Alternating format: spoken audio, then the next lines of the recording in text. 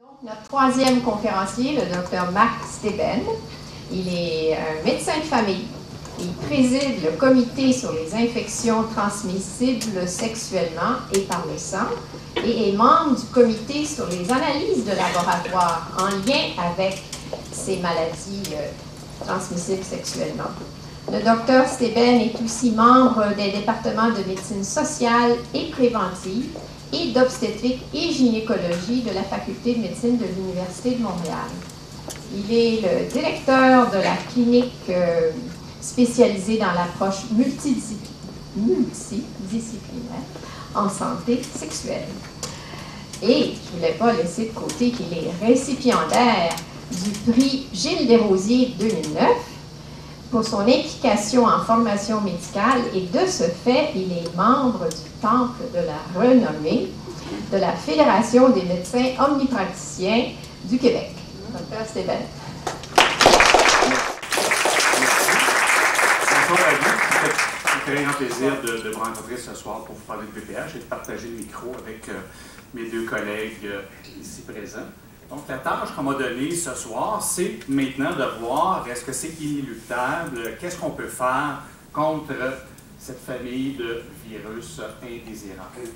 Donc, comment peut-on prévenir, comment peut-on traiter, qui devrait se faire vacciner, quels sont les risques de se faire vacciner. C'est important de réaliser que c'est une infection chronique. C'est une infection qui s'acquiert, qui peut donner des manifestations précoces, mais surtout des graves conséquences qui sont à déplorer sont les conséquences à long terme. Donc, on peut avoir une infection, la première lésion peut suivre l'infection de quelques mois, et à ce moment-là, comme Dr Coulier vous a dit, la majorité des gens vont avoir une rémission clinique soutenue, et il y a un 10 à 20 des gens qui vont avoir une infection persistante ou une infection récurrente. Donc, comment bloquer l'entrée du VPH? Donc, on peut être exposé, mais on peut avoir une défense.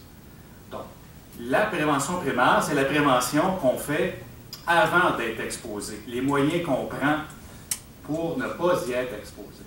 Donc, on peut dire pratiquer l'abstinence. C'est sûr que l'abstinence, c'est la méthode ultime.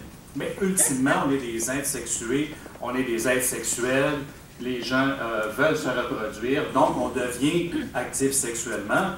Et c'est sûr que si on a attendu, on n'est pas infecté, mais est-ce que nos partenaires auront attendu? Mais on peut avoir le risque des infections que nos partenaires ont eu.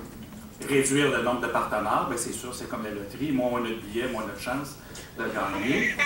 Retarder la première relation sexuelle, donc on peut se regarder dans les yeux, il n'y a pas de risque de transmission. Et c'est seulement lorsqu'il y a des contacts de peau à peau, sans nécessairement avoir de pénétration, qu'il y a transmission, avoir des pratiques sexuelles plus sécuritaires, entre autres en utilisant une méthode barrière comme le condom. On peut utiliser aussi des méthodes contraceptives chimiques qui sont intéressantes en laboratoire, qui semblent détruire les virus, mais qui peuvent augmenter notre risque, par contre, d'acquérir le VIH par sa cause de l'inflammation. Donc, en termes de prévention primaire, tout ça, c'est bien beau, mais il n'y a rien, même si on additionne la valeur de tout ça ensemble, qui arrive à l'efficacité de la vaccination des populations cibles. Comment limiter les conséquences du VPH? Donc, comme on disait, ce n'est pas tout le monde qui acquiert le VPH qui va avoir des conséquences. C'est très difficile de savoir avant que les conséquences soient arrivées qui va avoir des conséquences. Il vaut mieux intervenir au début, avant les grandes complications. On appelle ça la prévention secondaire. Donc, une fois qu'on a un facteur de risque, qu'est-ce qu'on peut faire pour que ce facteur de risque n'évolue pas vers une maladie? Donc, c'est des méthodes qu'on prend après l'exposition potentielle à des agents pathogènes. Les méthodes que je vais discuter, c'est surtout des méthodes qu'on a bien évaluées pour les infections transmissibles sexuellement de nature bactérienne. Un petit peu pour le VIH, qui est une infection virale, mais particulièrement bien pour les infections bactériennes. Donc, reconnaître les signes et les symptômes, on va chez le médecin, on se fait traiter, donc on arrête d'être contagieux, on arrête d'avoir la maladie et on ne peut pas évoluer vers une complication.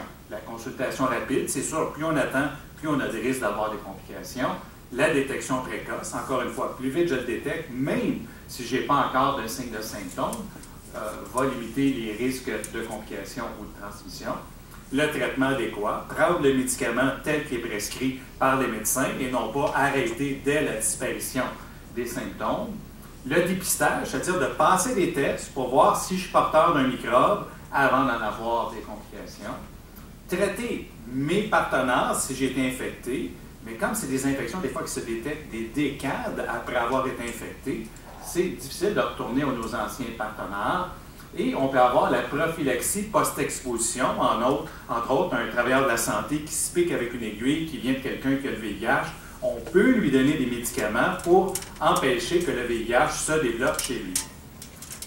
Toutes ces méthodes-là sont intéressantes pour les infections transmissibles sexuellement de la nature bactérienne, un peu pour le VIH, mais pour ce qui est du VPH, il y a à peu près seulement le dépistage qui va nous permettre d'arrêter une lésion avant qu'elle ne devienne dangereuse.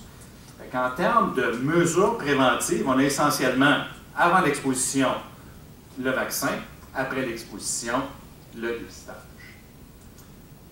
Comment peut-on traiter le VPH? Donc, on sait, d'après ce que le Dr Archambault nous a présenté, on ne peut pas se débarrasser du VPH comme on se débarrasse de la gonorrhée, de la syphilis en prenant des antibiotiques qui viennent tuer nos virus. Et c'est particulièrement délicat vouloir se débarrasser du VPH parce que ces tissus-là, ces virus-là, atteignent des tissus nobles. C'est des cellules qu'on ne voudrait pas perdre. Parce que si on perd nos cellules souches, à ce moment-là, on n'aura pas la possibilité de guérir, de maintenir notre peau ou notre muqueuse. Donc, comment on fait pour se débarrasser du VPH?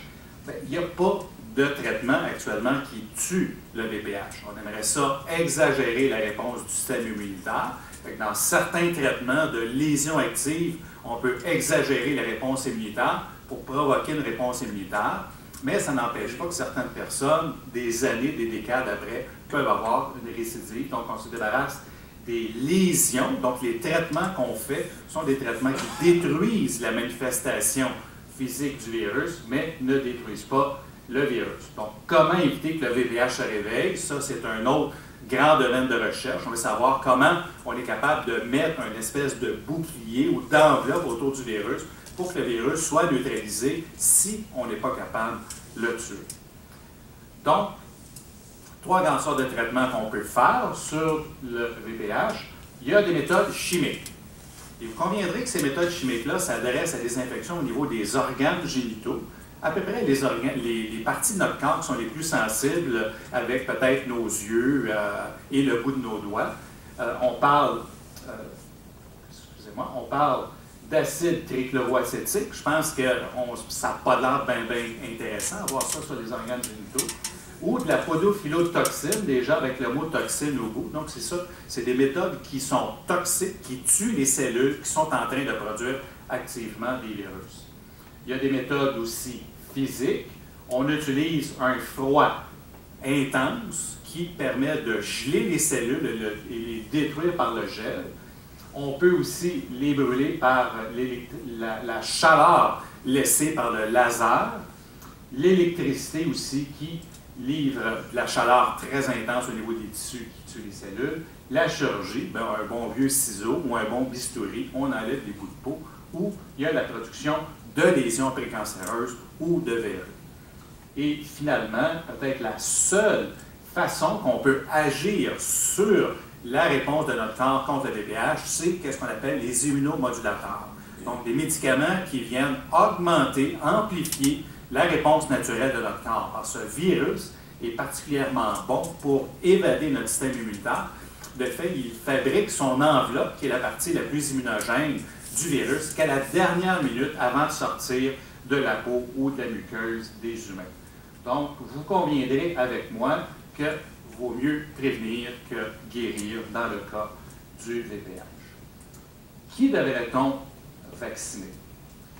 On a au Canada un groupe d'experts qui se réunissent, c'est le Comité consultatif national de l'immunisation. Donc, on a des gens qui viennent de toutes les provinces, de toute formation, de toute spécialisation.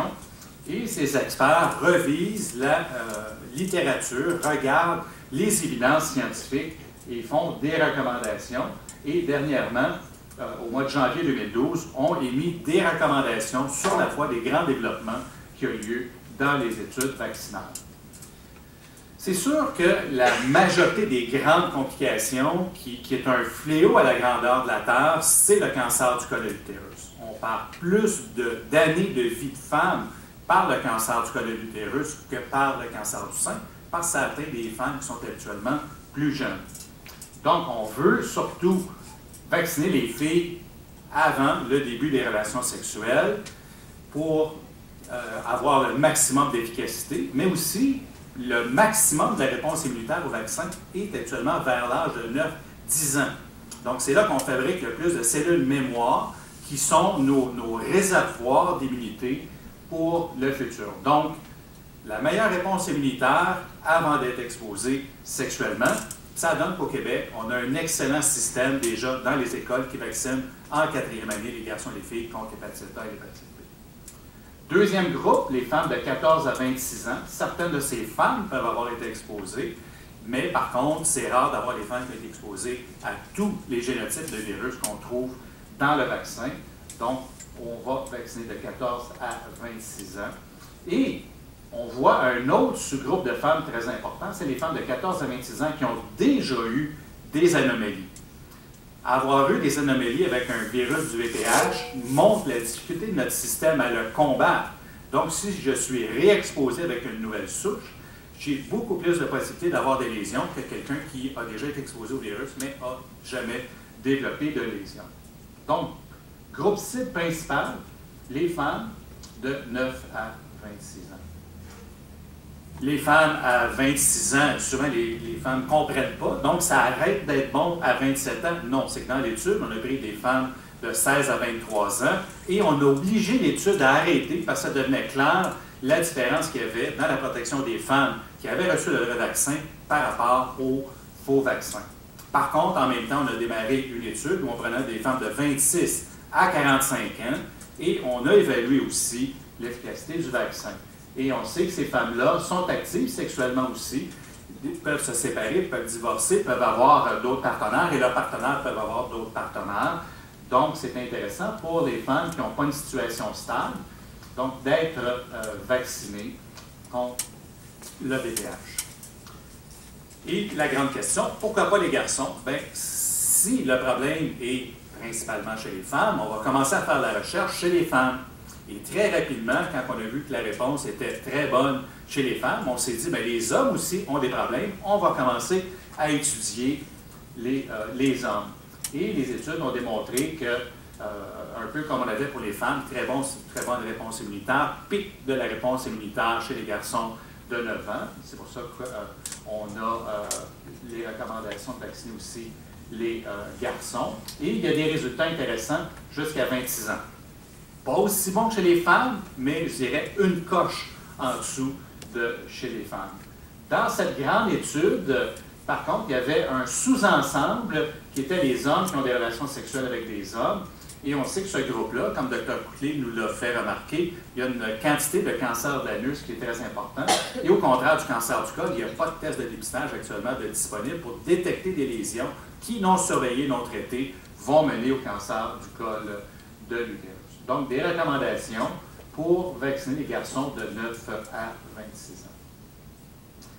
Il y a un autre sous-ensemble de personnes qui est très important de vacciner, c'est les personnes immunosupprimées. On a dit qu'est-ce qui est important pour se défendre, c'est la qualité de notre réponse immunitaire. La personne qui a inventé le principe à l'arrière des deux vaccins, c'est quelqu'un qui travaillait en immunologie avec des insuffisants rénaux, des transplantés rénaux. Il était surpris de voir la quantité de personnes qui avaient des cancers et des condylomes. Donc, on s'est aperçu que les personnes qui ont une mauvaise réponse immunitaire sont beaucoup plus à risque. Donc, au Québec, on vaccine les femmes de 9 à 26 ans. Donc, il y a une recommandation canadienne que toute personne immunosupprimée par suite d'une maladie ou d'un traitement médicamenteux devrait recevoir le vaccin. Qu'est-ce qu'il y en a au Québec? Mais on est parmi les champions dans les pays industrialisés.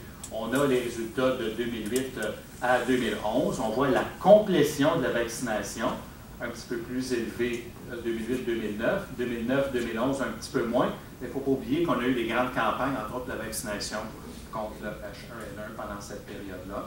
mais ça nous permet quand même de nous situer parmi les places dans le monde où on a les plus hauts taux de couverture vaccinale. Quels sont les risques de se faire vacciner? Ben, c'est un vaccin qui est très intéressant parce que ce n'est pas un vaccin qui comprend tout le virus lui-même. Qu'est-ce qu'on a fait? On sait que la partie qui est immunogène, c'est l'enveloppe.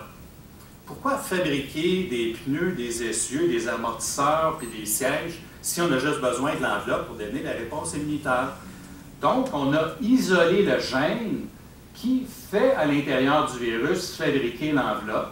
On l'a inséré à l'intérieur d'une cellule d'insecte ou d'une levure. Donc, il y a deux compagnies qui ont deux méthodes différentes de faire fabriquer ça. Et à ce moment-là, on donne à manger à ces cellules-là et les cellules font des milliards de copies sans jamais se plaindre, 24 heures par jour. Et on isole ces protéines-là, on les concentre et se recréent spontanément en enveloppe. On les donne en vaccination. Et on a non seulement une très bonne réponse avec des anticorps, mais aussi on a des cellules mémoire qui sont là pour assurer l'immunité à long terme.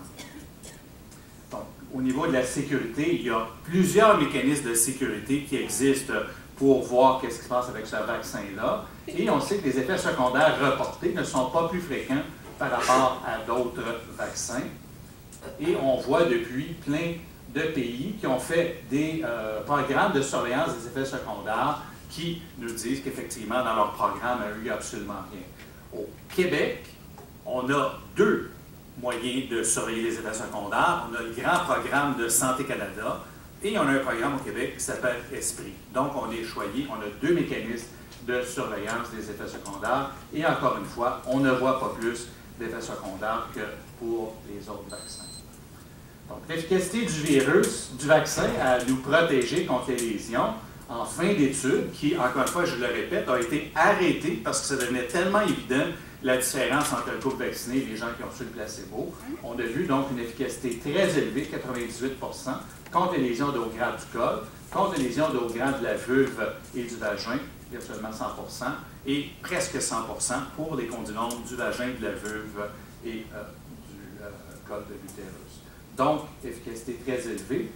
Et qu'est-ce que ça donne maintenant dans la population? L'Australie bénéficie de plusieurs des brevets autour de la fabrication des vaccins. Et le Dr. Fraser, qui a inventé le principe du vaccin, est australien, a été nommé Australien de l'année. Il y a eu beaucoup de publicité dans leur pays parce que la femme du premier ministre est venue publiquement dire qu'elle avait le cancer du col de l'utérus et qu'elle souhaitait que les mères et que les mères encouragent leurs filles et que les filles soient encouragées à prendre le vaccin.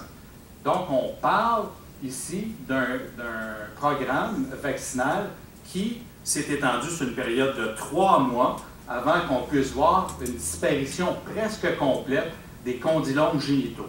Les condylomes génitaux, c'est la manifestation la plus précoce d'une maladie reliée au VPH.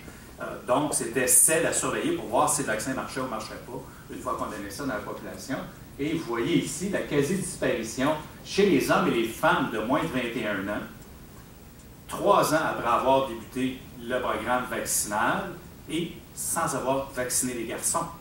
Vous voyez la chute dramatique au niveau du nombre. Et puis on voit ici en pointillé les hommes homosexuels, bisexuels, et on voit qu'il n'y a presque pas de variation au niveau des condylomes. On a regardé aussi qu'est-ce qu'il y en est au niveau des lésions de haut grade, donc le précurseur ultime avant d'avoir un cancer du col de l'utérus. Encore une fois, on voit une chute très importante de ces lésions chez les femmes de moins de 18 ans. Encore une fois, 3 ans seulement après le début du programme vaccinal. Donc, c'est très intéressant. Et dernièrement, j'étais avec ma copine à Melbourne, Dr. Garland, avec laquelle j'ai publié souvent, et eux ont fait une grande étude postale. On demandait à des femmes de se faire des prélèvements au niveau des organes génitaux, de retourner ça au laboratoire, et on voit, pour les 4 VPH qui sont présents dans le vaccin, on voit avant la vaccination et on voit après la vaccination, à l'intérieur de 3 ans, cette chute spectaculaire de la présence des VPH. Donc, la vaccination avait été prouvée efficace, sécuritaire, avec des effets secondaires acceptables, et on voit des résultats indéniables dans la population australienne qui a des caractéristiques, des taux de couverture à peu près comme celles qu'on a au Québec. il y a un bénéfice. Il ne faut pas oublier que chez les femmes, après une anomalie détectée au sein par une mammographie ou en se détectant une bosse, l'événement le plus traumatisant, c'est d'avoir quelque chose aux organes génitaux. C'est quelque chose d'interne, c'est quelque chose qui évolue, qu'on ne sent pas, qu'on va se faire détecter, qui est transmissible sexuellement. Donc, c'est quelque chose qui a énormément de pouvoir à perturber psychologiquement. Brigitte a 43 ans. Brigitte travaille dans le centre-ville de Montréal. Elle travaille dans un bureau, c'est une compagnie de placement de fonds, et elle n'a jamais entendu parler du pap test. Elle a des problèmes urinaires, et elle va voir des médecins qui lui disent « ça sent pas bon, je pense pas que c'est urinaire, je pense que c'est quelque chose comme un cancer du col qui est en train de t'envahir. » Effectivement, elle a un cancer du col de l'utérus, et on lui a dit « tu as 2 chances sur 3 de ne pas te réveiller après l'opération. » Elle s'est réveillée, et lorsqu'elle a fait son témoignage, elle a demandé que ses 2 filles seraient les 2 premières au Canada à se faire vacciner. Je concède avec vous qu'ils n'ont pas l'air très contentes d'avoir à se faire vacciner, mais la maman, au moins, est rassurée. Donc, c'est un effet secondaire bénéfice. Je pense que les mères veulent la santé sexuelle de leur fille. Les mères, les pères veulent être grands-parents, mais la meilleure façon pour être grands-parents, c'est que ces enfants aient une bonne santé sexuelle et puissent, à leur tour, avoir des enfants. Donc, un bénéfice, au moins, une infection transmissible sexuellement de prévenue. On a un plan pour l'action. C'est sûr que le vaccin, l'efficacité, c'est nul dans les frigos. C'est comme l'efficacité des condoms dans les sacoches. C'est vraiment pas bon. Reconnaître le droit à la santé sexuelle. On ne veut pas que les gens prennent le vaccin par peur du cancer, mais bien savoir qu'on peut aujourd'hui prévenir quelque chose qu'on ne savait même pas qui était causé par un virus quand je suis arrivé sur les bancs d'école. OK, ça fait 33 ans, là, ça fait déjà beaucoup. Mais on ne savait même pas que c'était un virus. Maintenant, on a un vaccin qui est très efficace. Et reconnaître un caractère unique de cette arme contre les cancers. Donc, on a quelque chose maintenant qui est très puissant pour prévenir quelque chose qui est très fréquent. Donc, en terminant, le message, c'est vraiment, on a pour cette pathologie qui, à grandeur de la Terre, est tellement importante, 2 armes de prévention importantes. Et plusieurs de nos collègues spécialistes sont très jaloux de nous autres, parce que maintenant, on aimerait bien ça, avoir un vaccin contre le VIH ou contre le cancer du sein, mais on le sait, hein, ça va prendre peut-être des décennies avant d'en avoir. On a déjà les vaccins contre le cancer du col. On aimerait avoir un test de prédiction du risque de cancer avant l'apparition du cancer, mais on en a déjà avec le pap test et avec les tests de détection du VPH. Donc, on a 2 outils de prévention du cancer du col qui sont d'un pouvoir fantastique, mais en autant qu'on les utilise. En terminant, je vous présente un copain que j'ai rencontré en vacances, qui est le seul qui est contre le vaccin, contre les condylome. Lui, il aimait les condylome. C'est tout pour ce soir. Merci de votre attention.